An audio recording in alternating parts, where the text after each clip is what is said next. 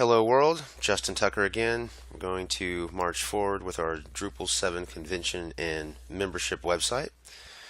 In this video, I intend to continue making out the different views, building out the different view displays for these different sections of content.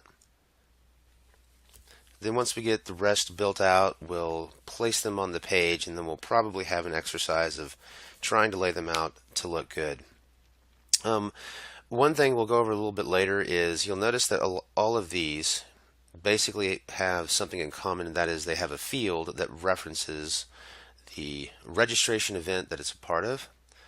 Yet inside the registration event, we also have another type of reference in the form of speakers, sponsors, and vendors, where these also represent other pages in the website that we made, and we are going to have to do this first in this case to have the ability to have all of our options in here to check or uncheck whatever scenario that we need.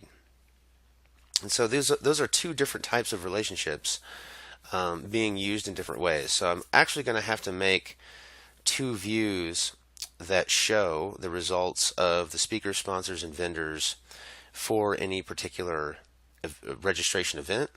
And I'm probably going to hide these fields when it's all said and done, and use those other view displays because it's likely there will be more than just one in the list. So that's probably why this will change and not stay the way it is. Otherwise, we've got a meal option and we've got photo galleries. So I think we need to break out shirts.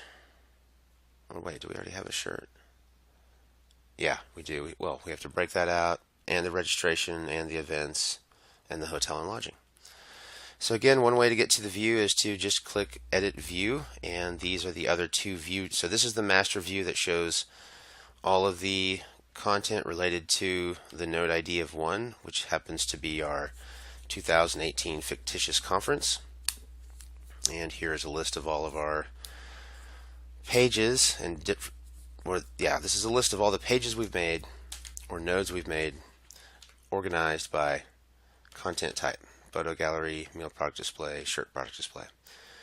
So I'm going to take this meal per event, and I guess I'm going to clone it.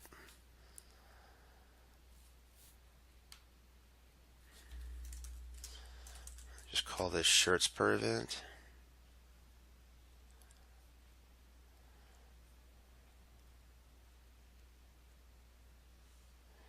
And really just need to make a few adjustments. Go ahead and put 1 in there and see the option that we get. So here's our here's our outcome. Again, this needs a little cleanup, but it's all right here. This is the shirt we entered previously into the system. So I'm going to go ahead and save that.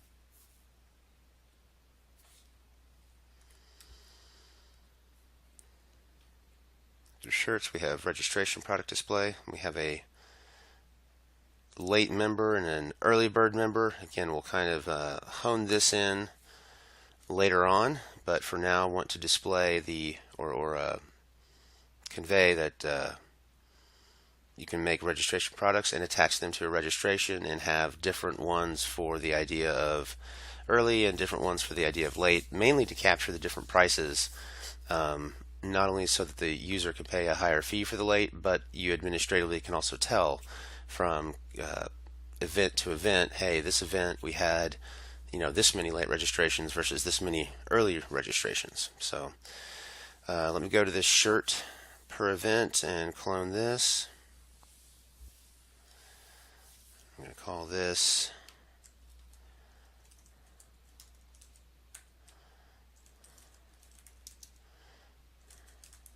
registration options per event. Oh.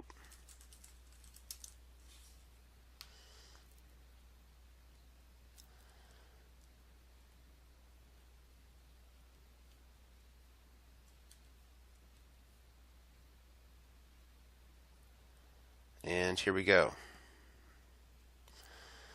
There's our late member registration bucket with the 4 different types inside. Here's our early member or early bird member registration bucket with the 4 different types inside. And right now, these are both told to display. Again, this needs some further improvement. Not really totally sure how I'm going to do that just yet. In another video, I added a date field thinking that would be the answer. Then I changed my mind and added a registration type taxonomy, which has early, normal, and late, and thinking that might be the way to do it. But for now, we just want to save the new view so we can get it on the page. What else do we have left? We've got the the downloadable material, and then the hotels and lodging. So we'll just kind of continue this idea of cloning it.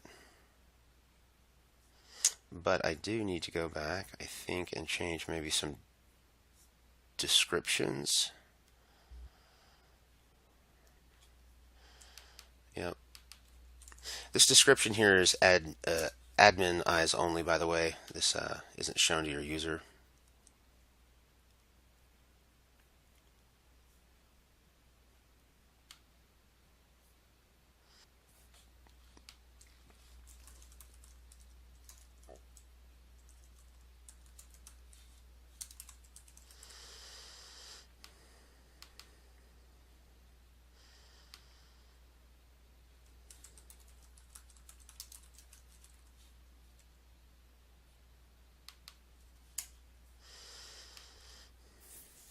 Okay, and once again, we're just changing it to the new content type that we wanted to isolate, which was going to be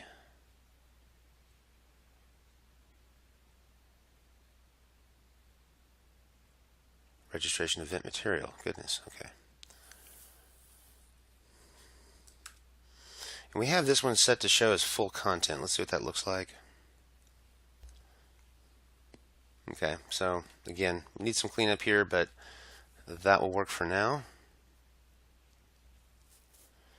And I'm going to clone this one more time and bring in the lodging information per event.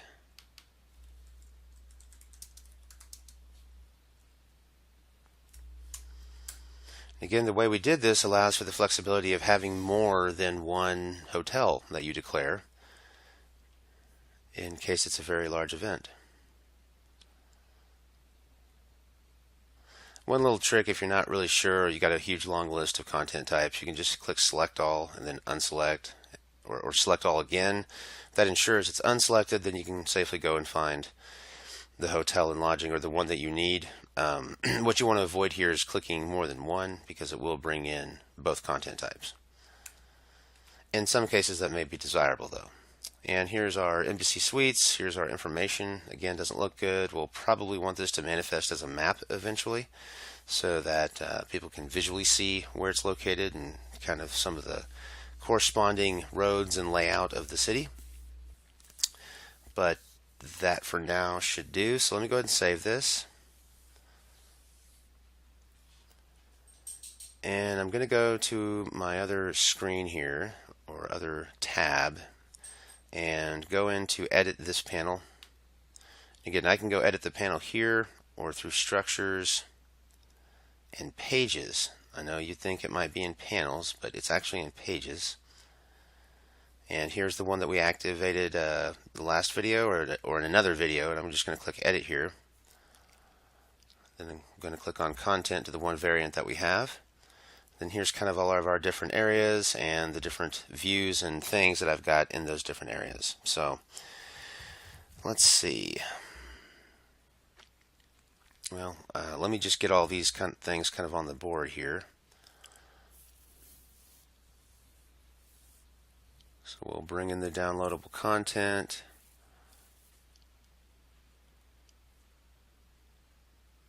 We'll bring in the lodging information.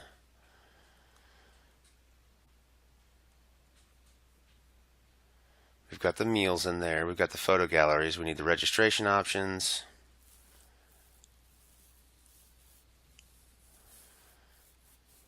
And we need shirts.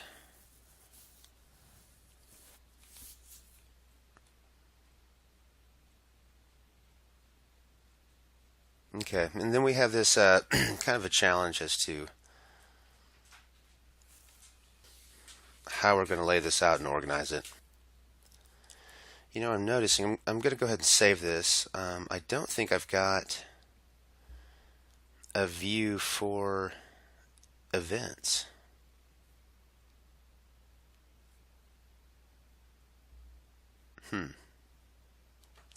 If not, we will go make one.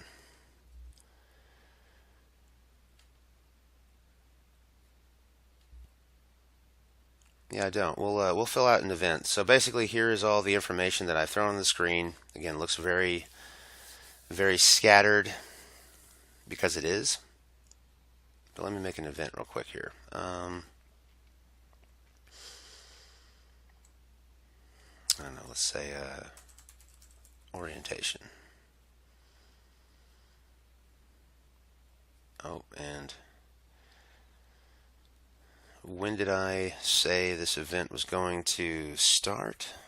I said it was going to start May 15th. So maybe I want to do something like this. May 15th at 8 a.m.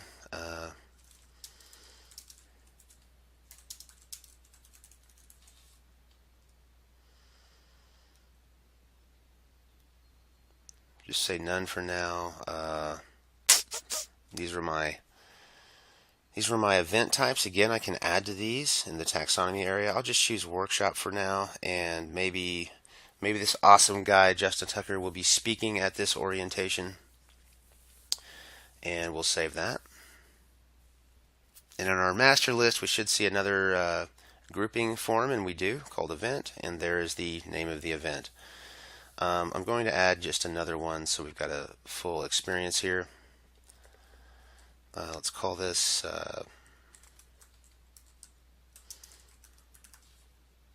keynote speaker, and maybe this will be on the 16th at 5 p.m. Our conference apparently is in the middle of the week. Not very common, but it's all right. Won't worry about address again. I don't know. Probably need other options in here, like speaking or whatever. We can also leave this as none. This doesn't have to be filled out. And we'll just also pretend that the speaker that is speaking is not Justin Tucker, and that we haven't entered that speaker into the system yet. But really the point here is just to make two events. And there they are. So when I go and make a view for the events, the unique thing about events is you usually want them to show in a calendar or in a list format. So we'll go ahead and try the more complicated way of showing it in a calendar. And let me make sure that I've got the calendar module installed and enabled, and it looks like I do. Okay, so on this one there's going to be a little bit more involved, because we're not only asking the view to show us this content in the context of the event it belongs to, but in the case of an event on a calendar, we're also asking the system to show us this material in the context of what date it is. So we're actually going to say, show me a calendar for that, or a calendar that is populated based on where we are today and what registration event we happen to be on. And so what this should do is effectively give us a unique calendar per registration event. Now again, whether you wanted to use this or double this as a scheduling tool to kind of, if you've got, let's say, 5 classes or seminars or whatever they're called on one day and then 5 on another day, that'd be 10 total events. You could potentially use this to fill this out so that you produce a calendar for that registration event that only belongs to that registration event of the particular events that you place inside of it. So, but let's see if we can make this work. So I'm going to click on the preview with contextual filters. I'm going to put node ID of 1 because that's the ID of our fictitious convention. And oh, it's still set for logic information, of course. So let me change this to event information per event.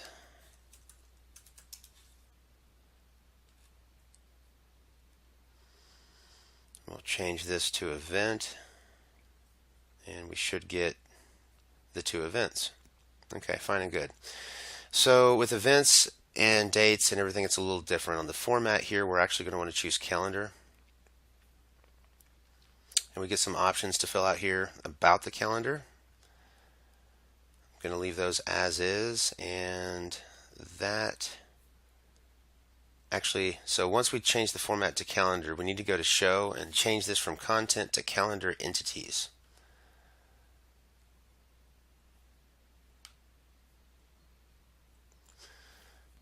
Once it says calendar entities, we should have some, I'm having a little JavaScript issue here. Let's see if this will open a new window.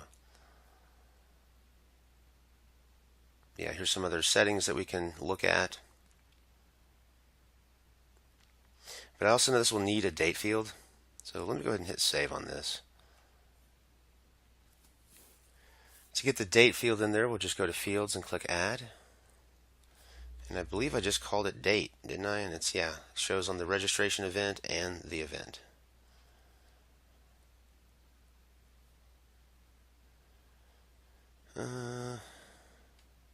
We'll actually exclude this from the display, because if this works right, it's going to show in a box on a calendar. Echoing the date through there would be redundant. And I'm also going to exclude from display the image. So right now we're just going for the title. And again, we don't see anything, even if I say, hey, in the contextual relationship of the first ID, or the node ID 1. And I really thought a calendar would come up when I did that. Again, I might be having some JavaScript issues here, but let me go ahead and complete the exercise and add in. So I'm adding in another contextual filter here of date.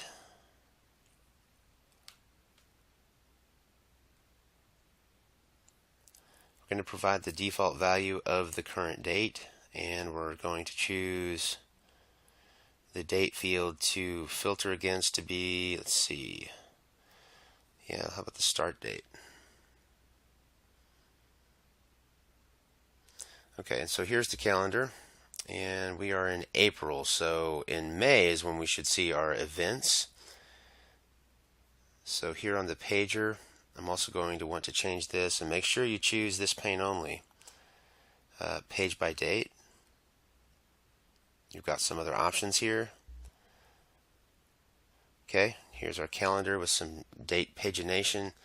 Now I've had troubles with this in the past. I'm going to go ahead and choose skipped empty pages. So basically what this would do, it should kick us to, see, it didn't. May, because April was empty. Like I said, I've had issues with that, but here's our two events. Orientation and keynote speaker.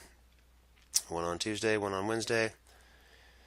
And so there is effectively our calendar, and we've added the two contextual filters in. So what that does is it makes it a calendar based on whatever today is, and it makes it a calendar based on whatever event registration you happen to be on, or registration event. So let me save this, and then we will go back to our panel area and add this new calendar in.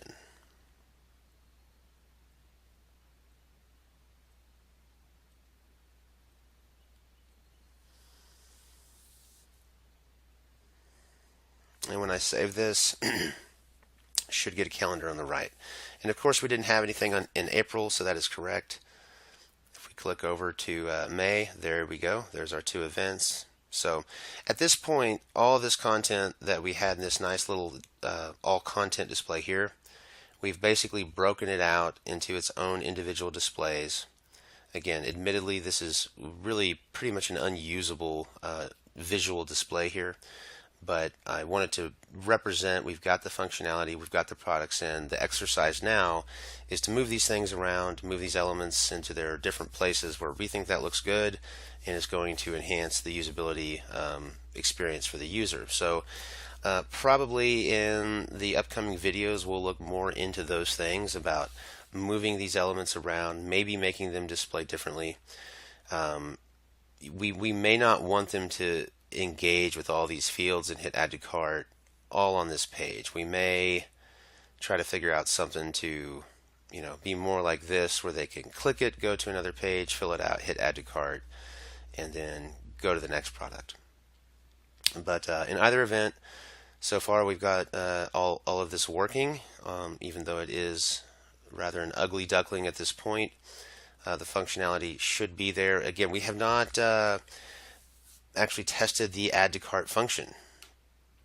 We also have got some other configurations we need to do with that, namely in the permissions area, things of that nature. We're also going to need to enhance these views or expand on them, which here's a little view thing to do so with. That's what's cool about Drupal Commerce, because even though we know that this user needs 2018 day one breakfast, well, actually that's a bad example. That's exactly what we know this person needs. Let me go back to our convention. The registration event ticket would be much more. So if I fill out these fields,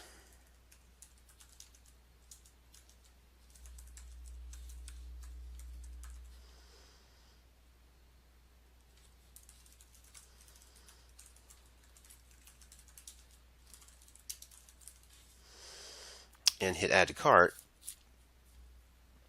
if we go back to our cart, you'll see here's the registration membership. So if this was not a breakfast, or this was on another day that they actually offered different meal types like chicken, fish, or beef, as we had in a previous example, you're going to want to know that here. Okay.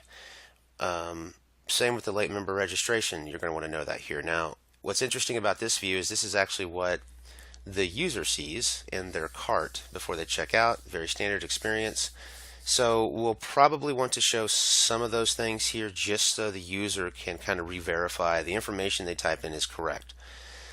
There's also going to be a few changes we have to make on the back end, where if we were to check out with this order, and we'll go through all those steps later, it actually becomes an order. Right now it's a shopping cart. So shopping cart is basically any order that is not paid for.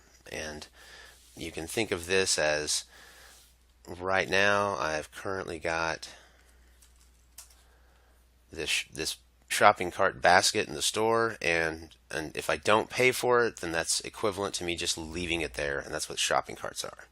Orders are going to be, nope, you actually paid money for the stuff in your cart, and that becomes an order.